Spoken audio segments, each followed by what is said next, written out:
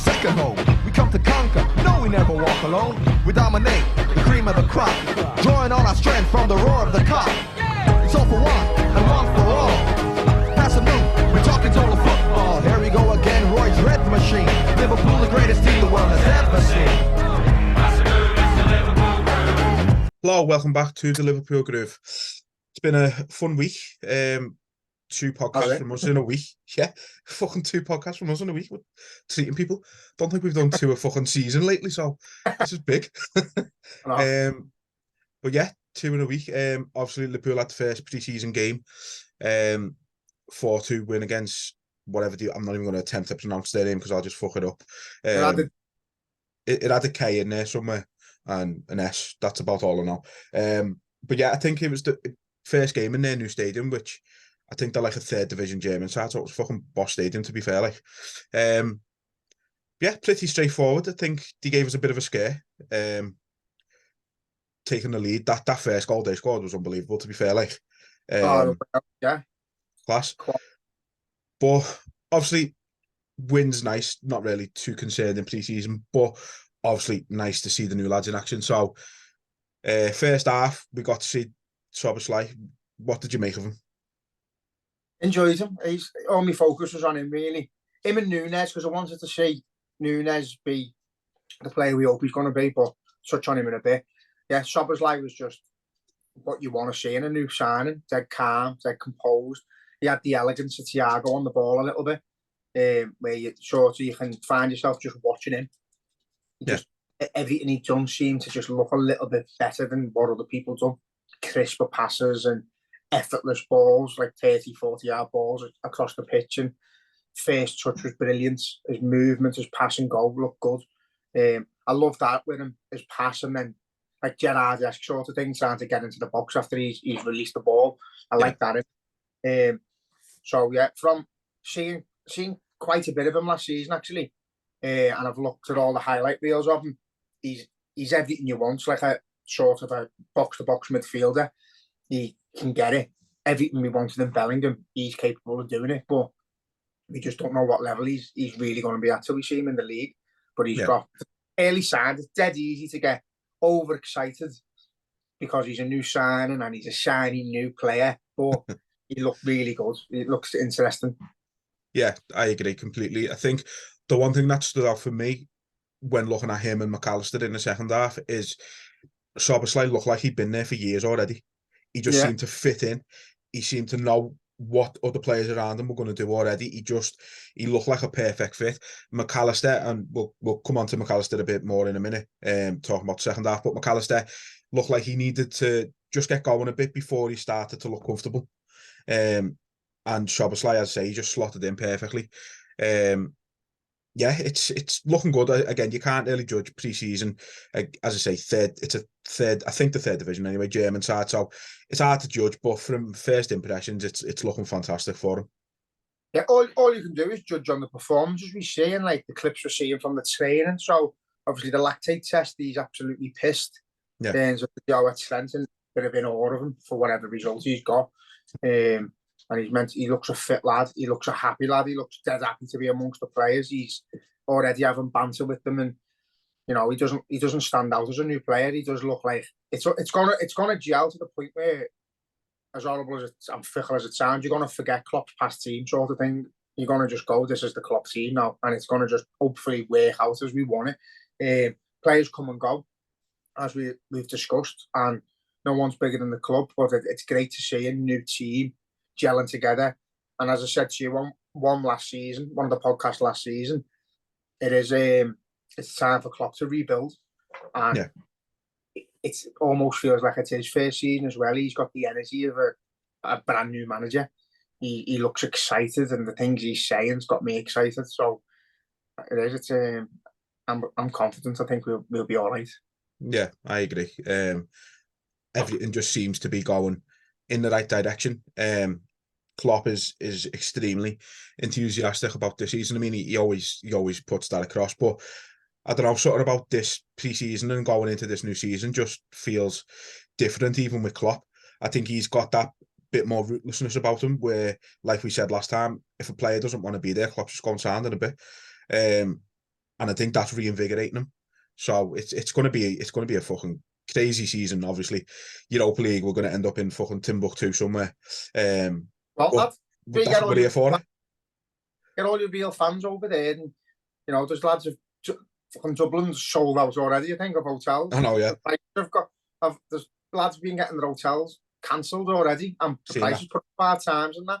Hopefully it doesn't happen to ours, but it's what Liverpool do to you. You just, that man, Jürgen, I keep looking up there because he's there, but that man, Jürgen Klopp, he makes you believe, and that's half the battle in football. Like, no disrespect to me Everton mates, and want to try and be nice, but they don't have any hope for any season. They go into every season praying they don't go down. They know they're not going to win a cup. They know they're not going to win many games. They know they're not going to take part in many big games or any big results. They're going to be on the receiving end of most of them. We go into every season, whether it's the Europa League or the Premier League, with a bit of hope, and that's what that manager gives us. Yeah, no, you're absolutely right. It's amazing what one man can instill in you. Like, we've said it multiple times in the past, but this is what it must have felt like all them years ago when Shankly was there, and when he was talking to the fans, and when he was just talking about Liverpool. And it's like, we've said it in the past, we're experiencing our own Shankly era now with Klopp, and it's just, I don't get it. It's just, one man shouldn't be able to fucking just make you feel like that about the football club, and he just does. It's just a joy to be part of it, like, and he's made us all part of it. So I remember when we won the league and we went on the tour, and even the staff who were taking you around the tour and working in the canteen and that, they all got a thank you letter and told you were part of it. It wasn't just the team on the pitch or the fans, it was you as well. So I think that's what Shankly was like. The tea lady was made to feel as special as Roger Hunt. And I think that's fantastic. Like, it's unbelievable. But, as I say, I had an evening with Jürgen, didn't I? You haven't mentioned it, No, but even that night in the Shankly Hotel, and they were asking him about his comparisons to Bill, and he doesn't like it. He said he's not nowhere near able to walk in his or Bob's footsteps, but he's just so humble, lad.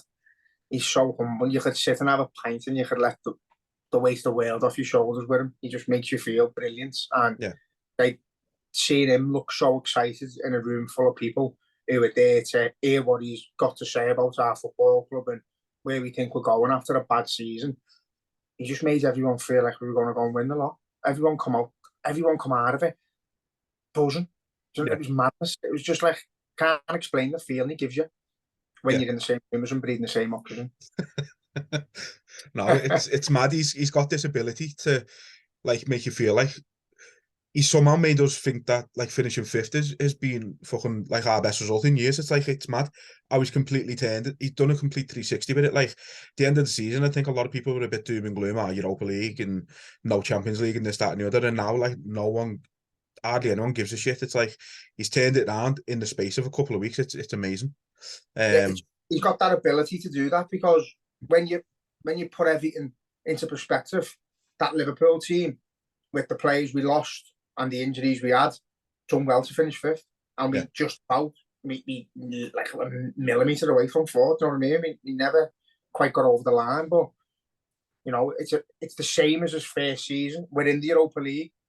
Everyone believes we're going to get that final, and then we might go on to get in the Champions League and go and win it eventually again. But it's exactly nailed on his first season again. Yeah, he's come Europa League. He's got the fire in the belly of the players who want to be there. She says, push the train, don't get on it while it's moving. Get it to move, and then let's ride it. And I can't wait. No, me neither. Puts everything into perspective. Puts everything into a perspective that's not just football. He makes you look past just the results and stuff, and the work that goes on in the background, how the lads are feeling, and apparently the camp's dead happy, so just see where they go. That's it. Coming back to the game then, you mentioned obviously you wanted to have a look at Núñez. Managed to get himself on the score sheet, even if it was a bit fortuitous how it fell to him. That's Núñez all over though. Like, he's in front of goal and he's tried to pass it to Salah, which was the wrong choice, and it's ricocheted to him, and the finish was quite tidy, to be fair. He's got Do you think he's got to be a bit more greedy in them situations? Yeah, I think I can't get my head around it at the minute. I was hoping he was going to come out like not as raw, not doing the. I don't know how to explain it.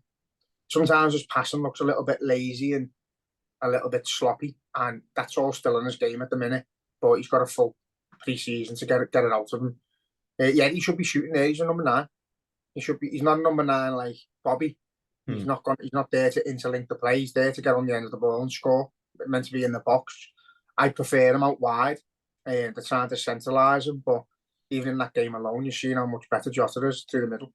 Yeah, Jota is I've compared him to Robbie Fowler in the past. Not maybe the same level of quality, the similar type of player where if you put the ball in the box, Jota's there.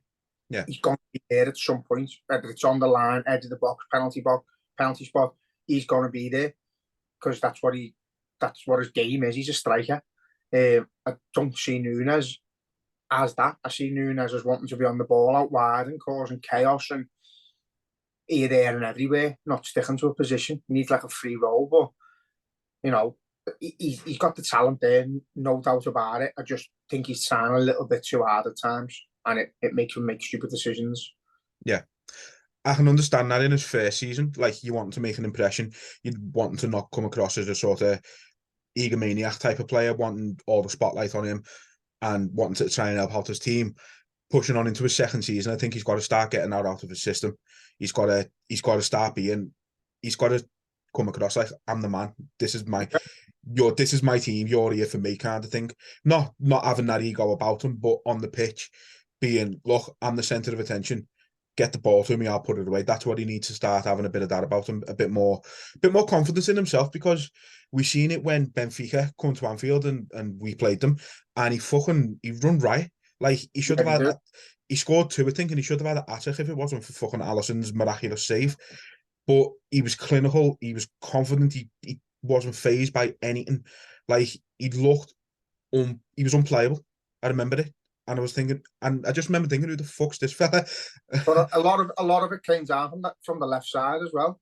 Yeah, a lot of it was he was on the left and he was cutting in. He was causing absolute carnage. But I think we're not playing him to it. I think we're trying to force him into being a number 9, a box striker, but we don't need that. Don't need it. I've got a sneaky feeling Klopp's preferred left winger is Diaz. Yeah, and he's going to try and have Núñez and Jota for through the middle. Then we've got like Salah who can switch. We've got Harvey Elliott can go left or right. So I think he's trying to. Got Gakpo can play literally anywhere, but I do think he's trying to force Núñez into that central role. And if he picks it up and he can learn the instinct of a striker, like a Haaland, like a Fowler, who put the ball in the box, like a Jota, put it in the net, then I think he just spends a little bit too much time on the ball, and I think he's worse if he's got time to think. Yeah. Needs an instinct just to put in the net, but say he's got to keep working. Got no doubt about him. When the fans take you like they have done to him straight away, it can only be good. He's gonna work hard. He's gonna do everything for the shirt, and that's what I like about him. He's still running around in pre-season. He's still busting a gut. He's still sliding in. He's still trying to play for the badge. So, you know, he's got a full pre-season, and he didn't do bad last year. He got compared to Haaland, the two completely different players. We all fell into the trap because they got signed in the same window of comparing them as well. Like, who's going to be the best? But realistically, two different kettle of fish at the minute. You've just got to give Núñez that time and separate him from Haaland. Now, Haaland's his own little entity. Leave him up there on his own. And let's make sure more of our players score than just aiming for the one man. That's it. But Núñez should be looking at Haaland and thinking, I need to be a bit more that type of player. Look at Haaland's goals last season. I think all 306 of his goals that he scored last season were scored from a combined 18 yards. And you watch Haaland, he's not a great player to watch. Like, you don't watch Haaland and you don't really watch Haaland and go, he's fucking unbelievable. You just think, don't give him the ball. Don't let him near the goal because he's going to score. He's a unit. He's an absolute unit, and he knows exactly where he's dangerous, and that's all. He doesn't offer nothing to the game of football. He doesn't go out wide. He doesn't draw defenders. He knows whether there's a defender there or a goalie there or not. if you put the ball into an area, he'll bang it in 9 times out of 10. So that's the confidence he's got. He mightn't have that this season. He mightn't have that same comp. He will. But couldn't even finish the sentence. I know he will. He's brilliant. But that's all you need. But you know, I think we're trying to force Núñez into that role. So if that is what he's looking at, that the player we're wanting, then yeah, put videos of Haaland on and say, copy him, try and be as close to him as possible. But it's going to be hard because this is all natural. Núñez is going to have to learn that role where I think if you put Núñez on the left for 20 minutes, half an hour, like he did a few times last season, he causes absolute chaos. Yeah. And he ends up in the box more when he's on the left. Yeah, he does. It's but yeah, not there's a few who've already said he's not going to make it. I think he will. I think he'll get us 20 goals this season. Yeah, I agree. Moving on to the second half then, obviously they took the lead quite early on, second half. Seemed to be Tsimikas out of position. There's always someone. There is always someone. It was a poor goal to concede, I think, but again, it's pre-season, you kind of allow it. But are you starting to have any doubts about Tsimikas' ability as Robbo's second choice? I've seen loads of people saying it. I don't think we've seen enough of him to say that. I think he came in at a time when Robbo was underperforming and he played week in, week out for like a year. And he came in, he's got the passion you want to see, but not necessarily, he hasn't got the same ability as Robbo. But there was a time when people were saying, does he overtake Robbo? So again, footy's a fickle game. He might just be out of form a bit, and it's, you know, if you're getting 2 on for 20 minutes at the end of the game, it takes you 10 to warm up. You need the ball into feet and get a feel of the ball and that. His job is to get up the wing and cross the ball in for 10, 15 minutes a game. I don't think it's enough to put a player on to do that. Yeah. Do you think the Europa League's good? Do you think the Europa League's good for players like your Tsimikas, like your, you know, players like your Joe Gomez, who mightn't play as much in the league and stuff like that? Do you think this is ideal for them type of players? It depends how serious you take the competition. I don't want to see Tsimikas play every week and then just get the quarter final and Robbo starts, because it's not fair. It's the sport. I don't think clubs like that. So as far as I'm concerned, lad, for momentum and all that, play your strongest team in the Europa League. Play it, go and win it, and see where we go. But yeah, it is as a squad thing. Maybe fingers crossed, you could be 4-0 up at half time. You can bring on your Tsimikas, your Gomez, Pacetic, Jones. Bring these players on, and just the likes of Doak and that as well. They will get time in the Europa League. They'll get time in the cup competitions. But say, Klopp said, we want to go for this cup. It's the only one we haven't won, so we want to go and do it in style as well. Yeah. Go and try and not concede the fucking goal. Go and try and win it and just take the piss and just show our level. Because that's what we need to use that competition for, to make everyone else in the Champions League go, fucking hell, these aren't coming here next season, are they? That's what we need to do. Yeah. No, you're right. You've just mentioned someone who I was going to bring up, although where you're getting this, that you're the only person I've ever heard him pronounce his name like that in my life, but Ben Doak. Doak. Never heard that before, but fair enough. I knew who you were on about, that's fine.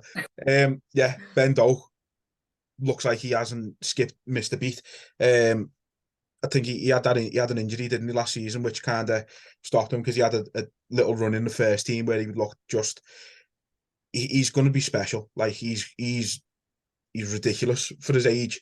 He's got absolutely no fear. He's taking the ball off first team players and attack and just running at people, lad. He's ridiculous. He's going to be a special talent. I've seen comparison, obviously early days. I've seen comparisons to how Salah plays and how he's watched him, and he's similar. Seen a Bosley video of different scenes of the two of them doing similar stuff, dribbling in and out of defenders and that. Obviously, Doak level is the academy and the under 21s and that, but he looks brilliant. He's got that low sense of gravity where he's only small and he can keep the ball at his feet, and he just looks brilliant. He looks dead good. So we've just got to make sure we see a bit of him next season. Would you like to see him kept at the club, or do you think he could do with a loan out, even if it's in maybe January for half a season? No, keep him. Definitely keep him. Keep him around these players. Keep him learning off Salah and that. If he's in the squad and he's training, if he's going to be in the squad and he is going to be training with the likes of Salah, and he's going to have to learn to defend against the likes of Salah as well, and the likes of your Gakpos and your Diaz's, and learn the system properly. He's the only real out and out right forward other than Harvey Elliott, who we've got, and Harvey Elliott's getting played central most of the time. So, hey, if you're good enough, you're old enough. So, give him a few minutes here and there. I think this could be a massive season for him.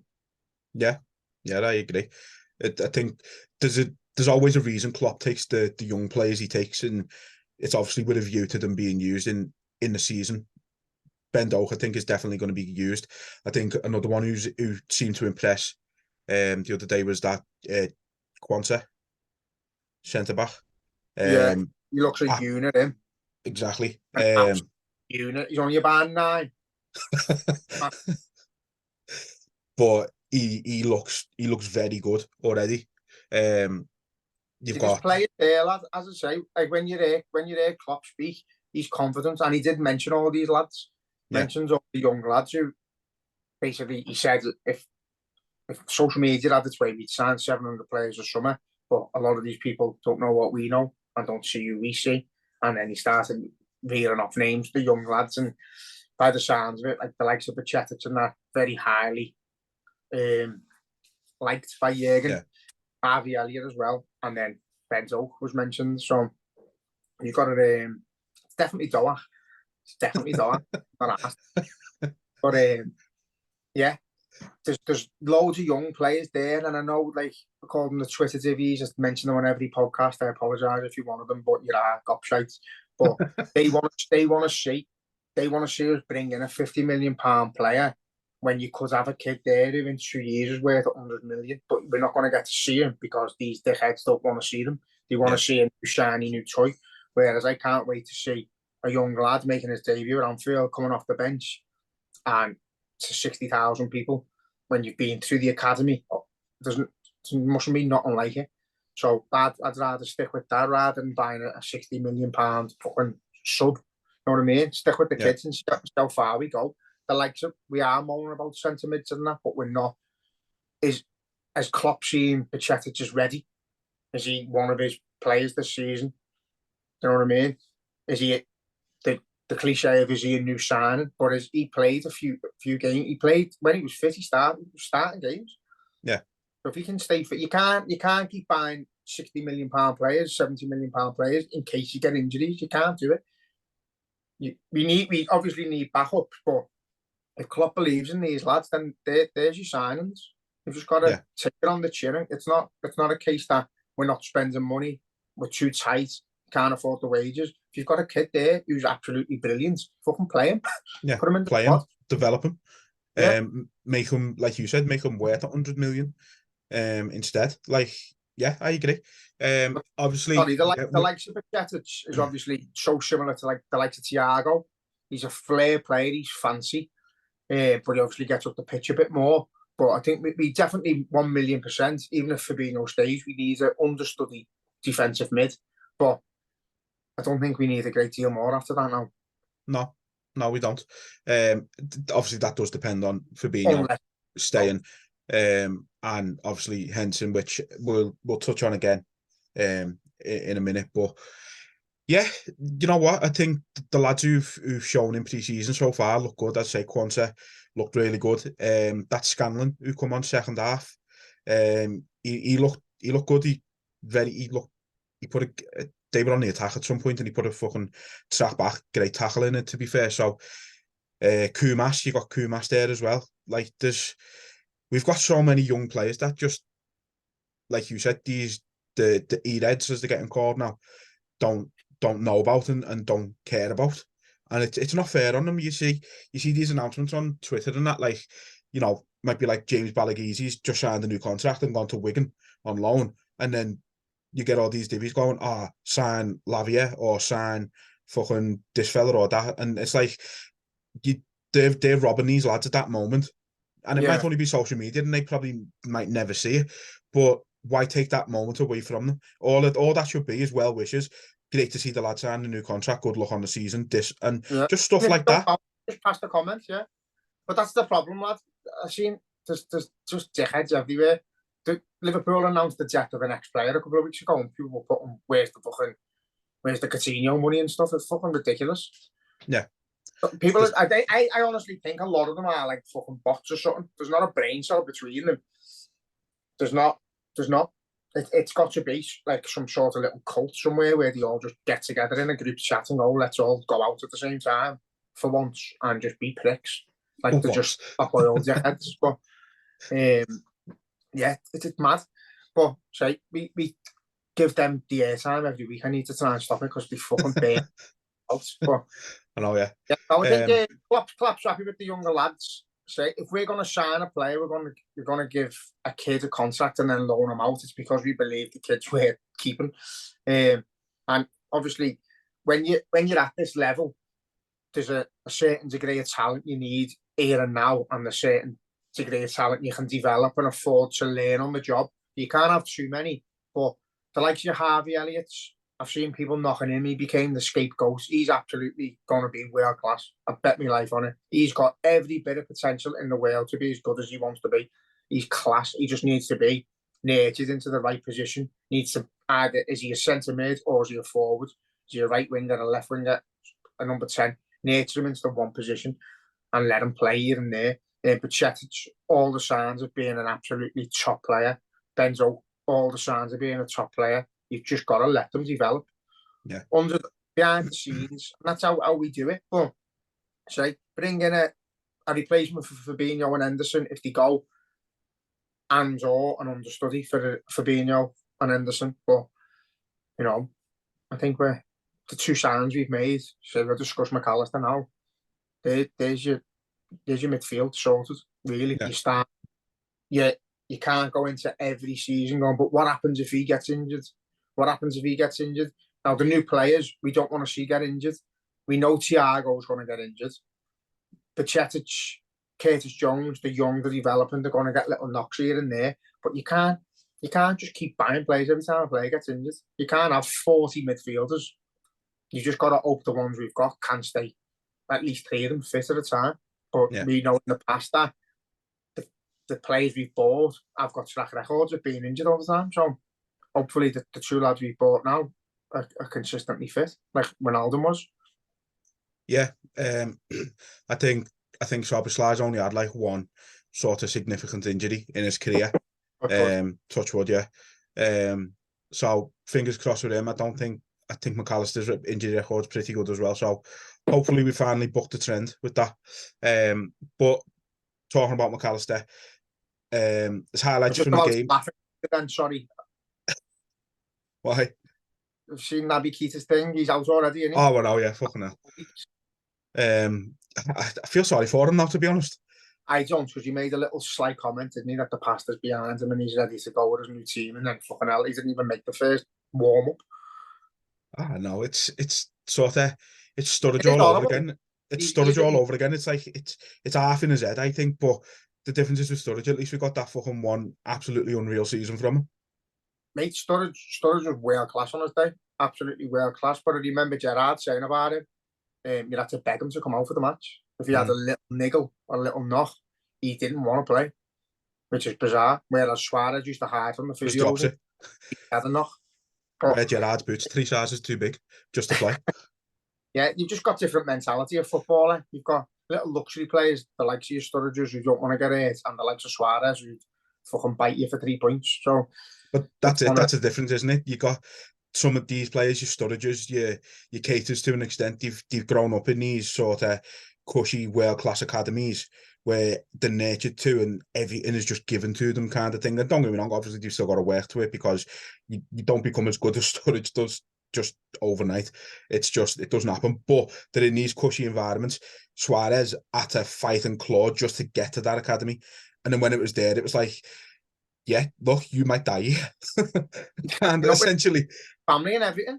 That's what I mean. So Salah's the same, Right. you know what I mean? Might have been a bit extreme, but you get the point. Salah was the same though, you know, he was travelling fucking, 3 hours every single day just to go to training in the academy, like in Egypt. So that's the difference.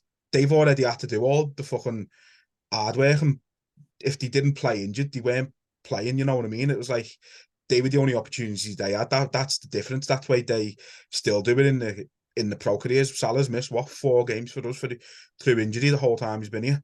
It's like, what the fuck? I know, yeah. What the fuck is that? Like, that's not normal. No, Unless you're a goalkeeper, that isn't normal. it's just a hunger within you that, like, don't get me wrong, I'm a fucking dickhead electrician who plays for the sides, but if I feel a niggle, I panic because I'm talking, might have days off work and all that. I've done my cruciate ligaments in when I was 18, 19, and it stems in your head forever. Every time I feel a little niggle in my knee, I think, oh, it's not, is it? And it's psychological, but you can still play and you still kick fuck out of anyone who gets in your way. Yeah. But some players haven't got it in them to do that. But no, a different level, innit? A little bit. St. John Only a Bosco Field.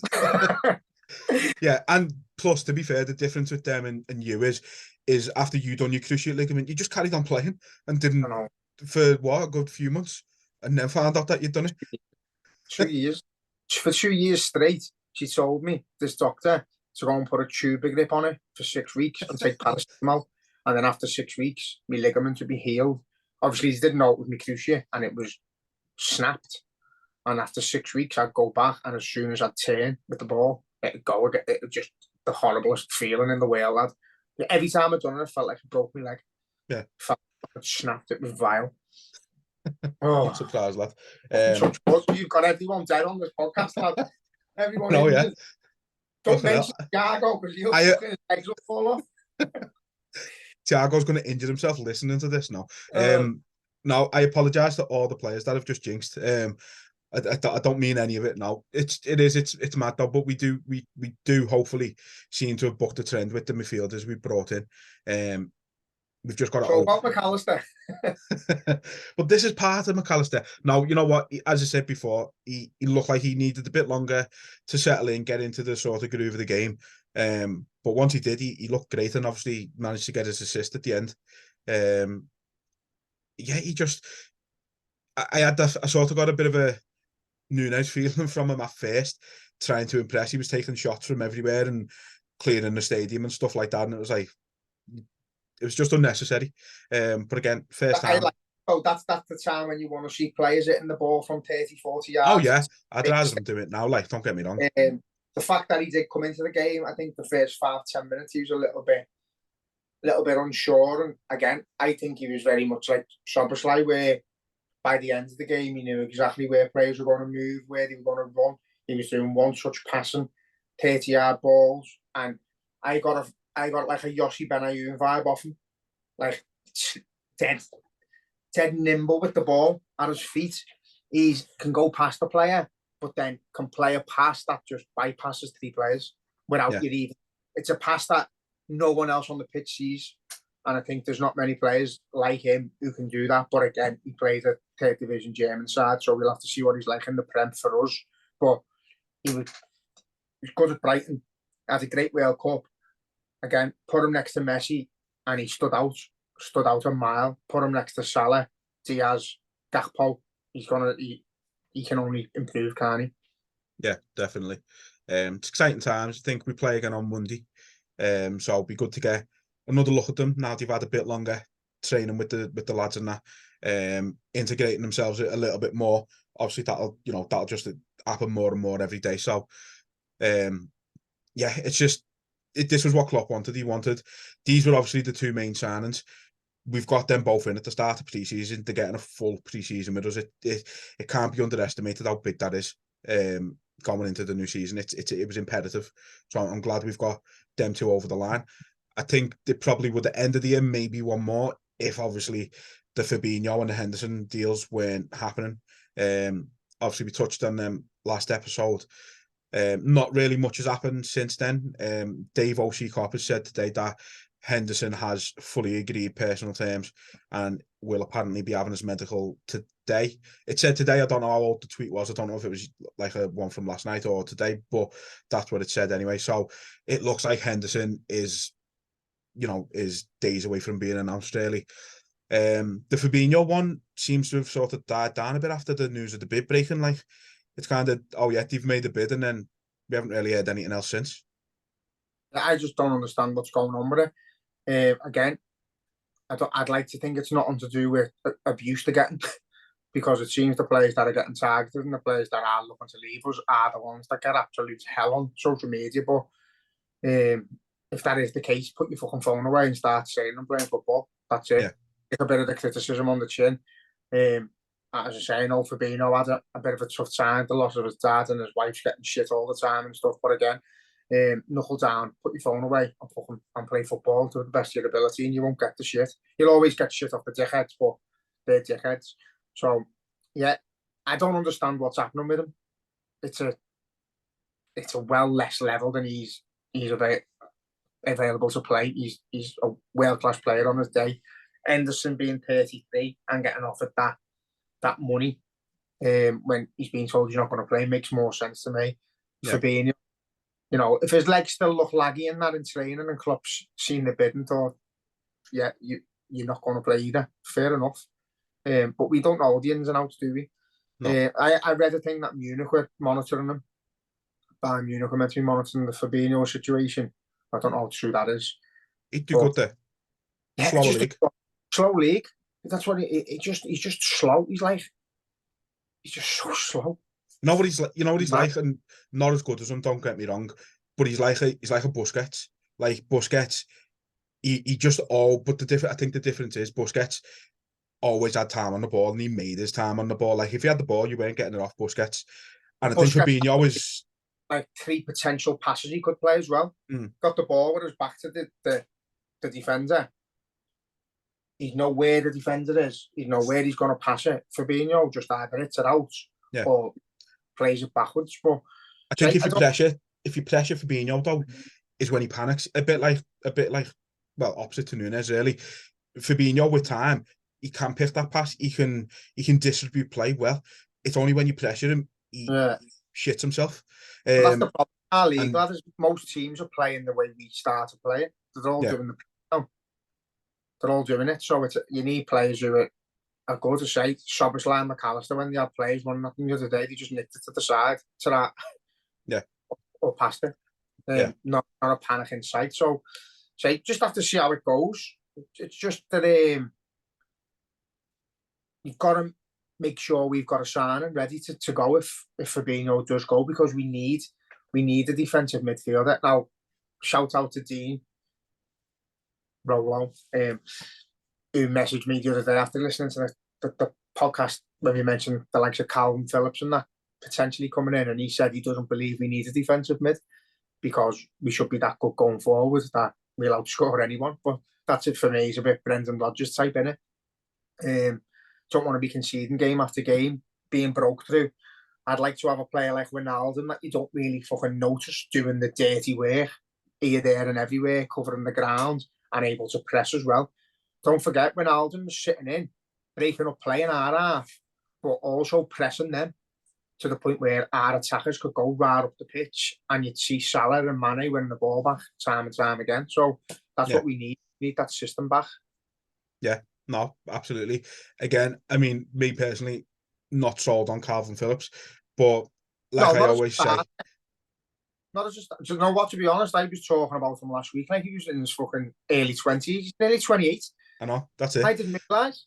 But so I was saying, if you like I always... to come in as not an understudy because he's fucking nearly retired, but if you could get him under as well as Fabinho, for instance, and Fabinho took a knock and you brought him on, he'd do a job in sense defensive mid.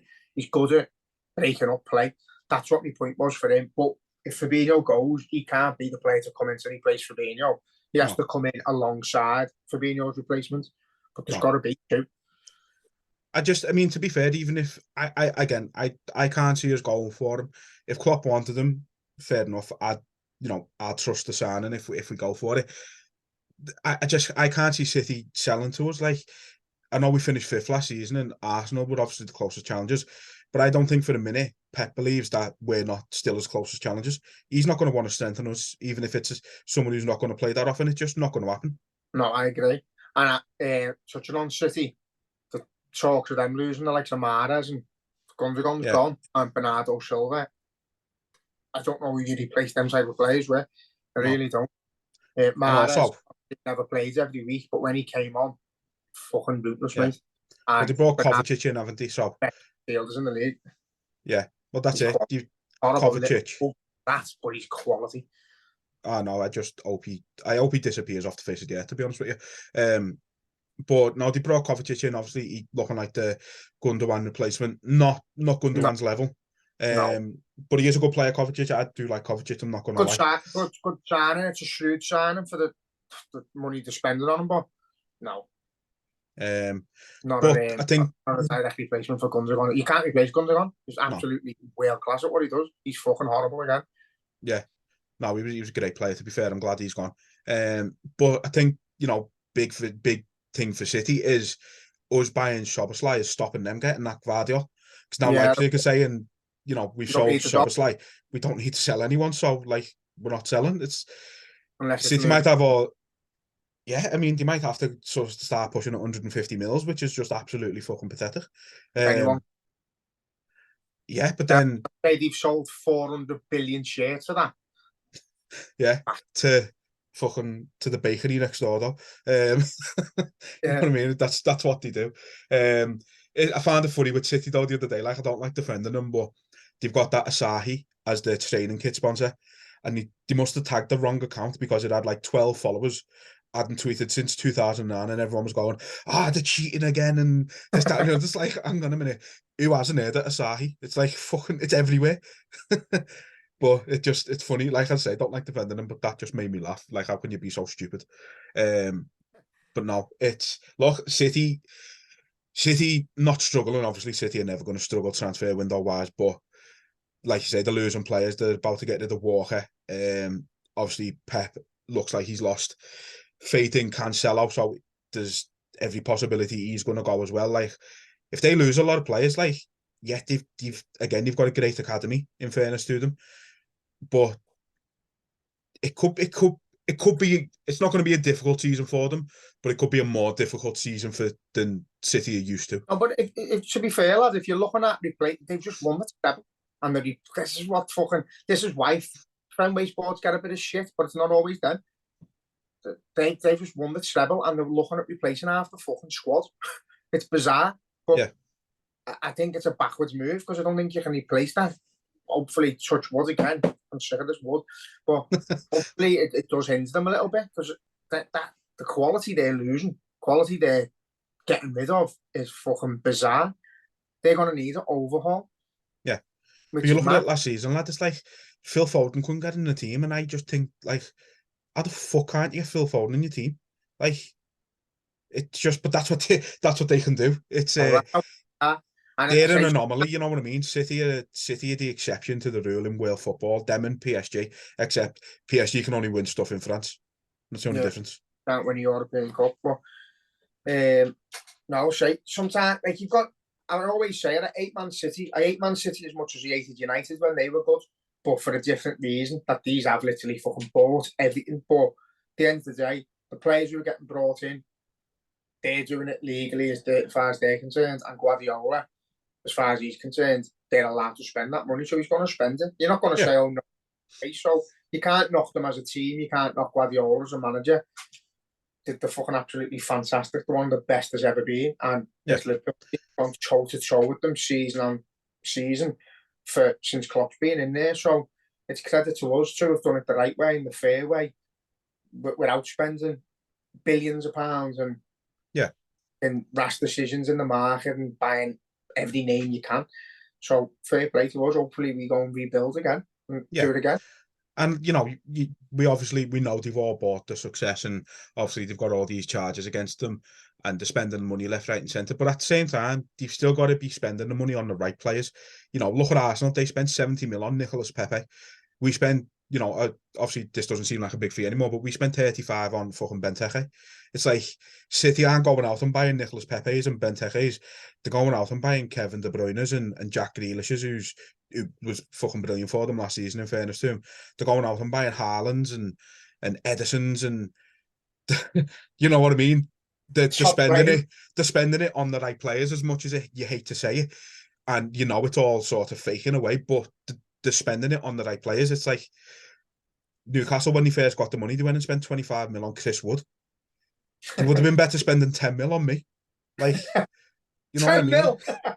I'm being generous. Hey, if Chris, you know, obviously I'm joking, but I'll give you 10 mil if you shave that muzzy off. Can't be racist, bro. They're buying it on, they're spending it on the right players, lad. And you've got to sort of. It's horrible because we don't spend how they spend, but then hardly anyone does. Well, Chelsea, even Chelsea. Look at Chelsea; they bought everyone last season and finished 12th. They've made the mistake of going out and buying names based on stats and shit. Where it doesn't work like that sometimes. Can't just go out and buy the biggest name in the league and then go, oh, they're going to be good. It doesn't work. No, got to be able to nip it. And again, changing your manager left, right, and centre. It's fucking embarrassing. I don't think people are saying they'll push on next season. I don't think they will. I think they need another season. I don't think they'll push on. You look at who they've sold. You know, Havertz, I mean, he was shite anyway, but they've sold Havertz, they've sold Kovacic, they've sold Koulibaly, Mendy. Don't get me wrong, these were all players they should be definitely selling. Obviously, Mount, Aubameyang, these are all players they're getting rid of. But they've only really brought 2 first-team players in. For a team who finished 12th, you need a lot more than fucking 2 players to come into the first team. Especially when most of your first team gone. Yeah, exactly. And players were starting. Yeah. So no, I can't see Chelsea doing much. Keith, who we spoke to from the Blue Day podcast, he wasn't looking forward to the season as a Chelsea fan, to be fair. So it's not going to be smooth sailing for them. I'd love Man City to fold and it to go towards Arsenal and United. Chelsea, there or thereabouts, and little fluctuation with them in and out of top 4, and fuck this top 6 shit off as well. Go back to the top 4. Oh no, it's the big 7 now, isn't it? Top 4, it's fucking pathetic. It's going to be the top 20 soon. Like top of the pops, fuck off. The top 4, forget the rest. Matter. So if it's going to be the big 20s, if it's going to be the big 20 soon, does that mean Everton are getting relegated this season? They'll be going. Because they'll never be in the big anything. They'll be going, lad. They'll be going. I don't know, you know, Ashley Young, he's old. He couldn't even get Johnny Evans. He signed a short-term deal with United, didn't he? Has he?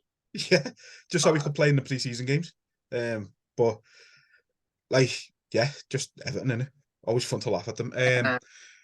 So last thing then before we go, just wanted to talk a little bit about 2 players just sort of at the anniversary of joining Liverpool. Alisson 5 years ago, Robbo 6 years ago. Can it be, do you think, Robbo especially, not so much Alisson, but do you think they get talked about enough in their parts that they've played in the success we've had? I think Alisson does. Alisson does now. I think Alisson. I think even a couple of seasons ago, Alisson didn't. Yeah, I think sometimes it takes you to have a bad season to realise how good your goalie is. So, like the likes of last season, the amount of saves he pulled off when Van Dijk's not at his best, and there's time and time again, there's a forward getting through that back line and one-on-one with him, and he saved a lot. He saved us a lot last season. Without Alisson in goal last season, you're probably talking with like 8 to 10. Yeah, we would have probably lost a lot of points without him. Again, looking at saves he's made, the one against Napoli in the kind of last second to knock us out the Champions League that we went on to win is just bizarre. Like the goal he scored against West Brom to get us in the Champions League, he's done some things that goalkeepers don't often do or get the praise for. So he's up there with the likes of Clements and Tommy Lawrence, Grobler. He's up there with the best. Yeah, definitely. What about Robertson? Doesn't get nowhere near as much credit as he deserves. It fucking baffles me. Spoke about this last week, saying like Reds have got him out there starting 11 and that for players that don't even play for us because they're fucking absolute lunatics. he'd be on my list to make captain if Henderson goes. So where am I? In Trent over Van Dijk, and I said about Van Dijk last week.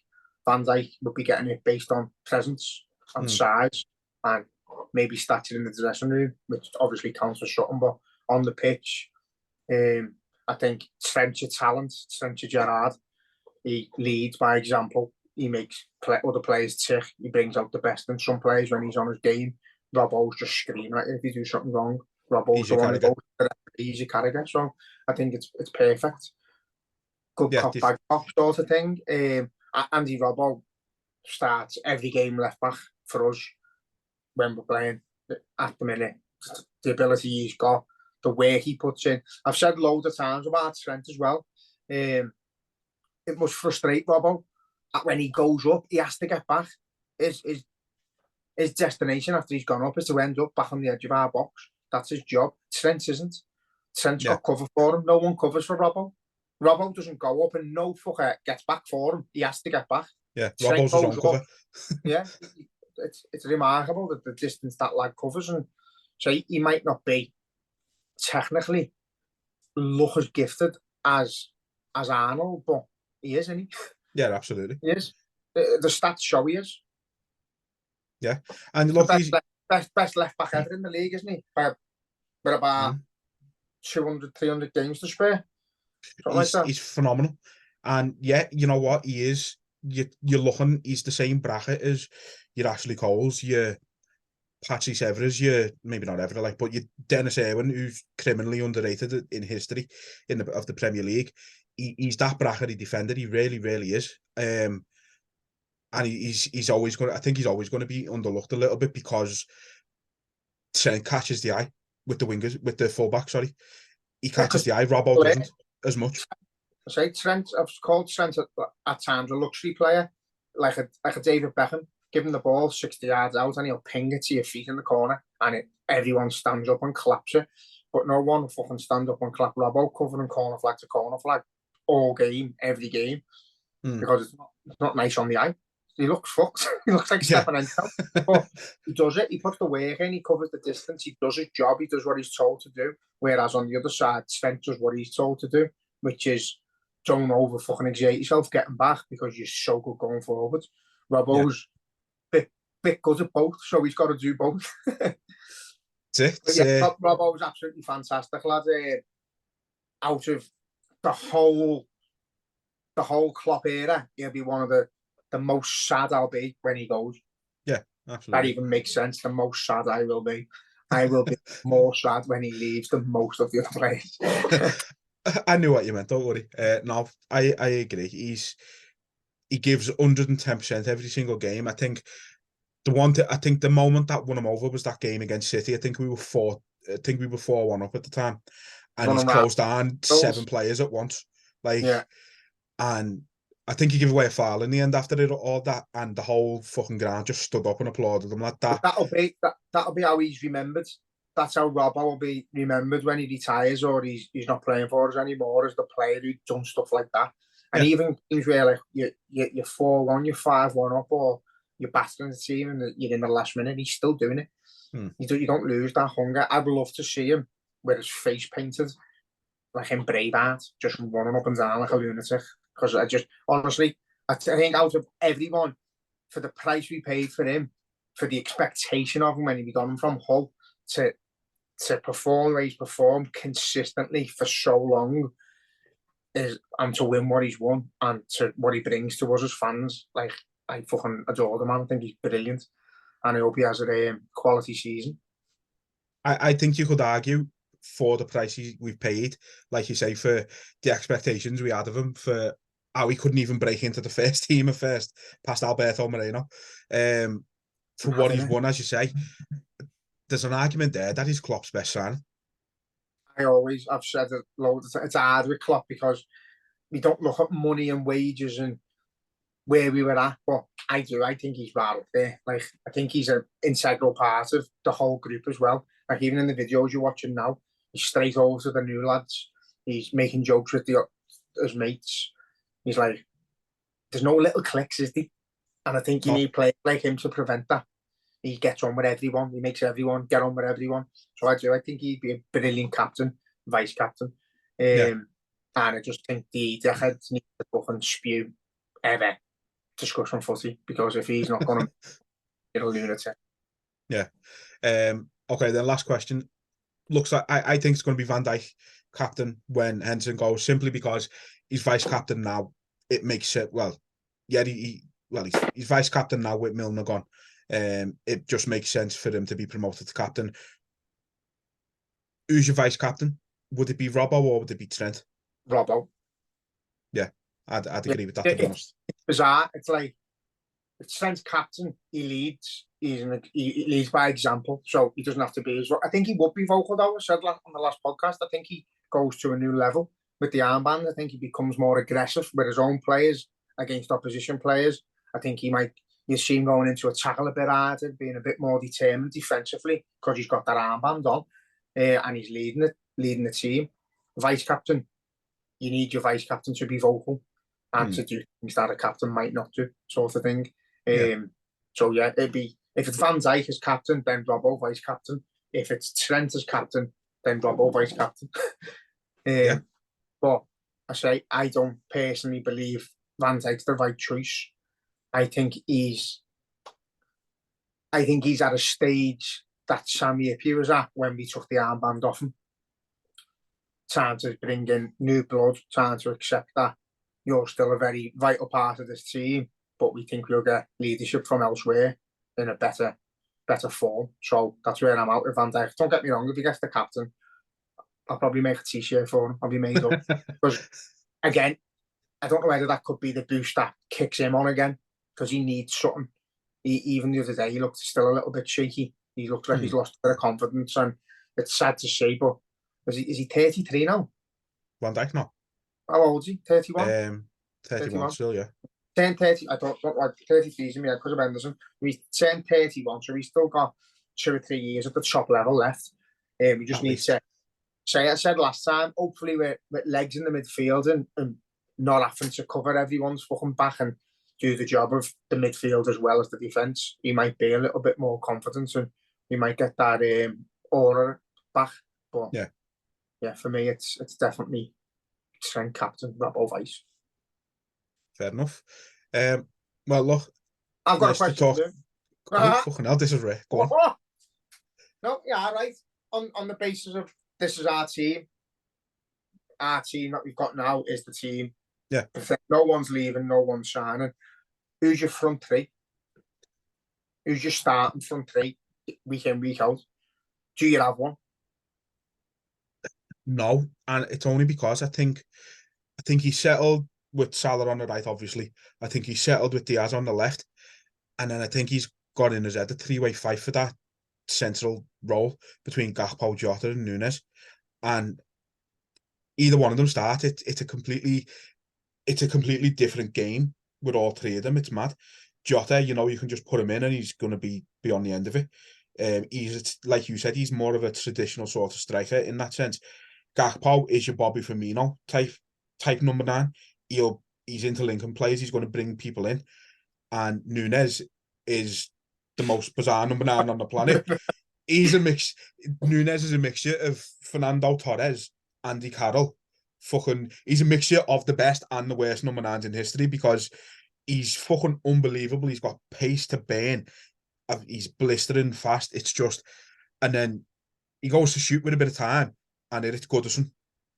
He shoots with his back to goal and he can't see the goal, and it's top in from 40 yards out. I don't understand him. He's the most polarizing sort of fucking footballer I've ever seen in my life.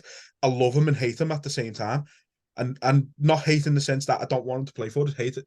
Hate him more sense that just what, like that's my response to most things he does. Just what, like, you know what I mean? Like there's no explanation to him, but he's chaos, and we need a bit of chaos. But I think if I'd probably go Gakpo, to be honest, just because, as I say, I think he is the successor to Firmino.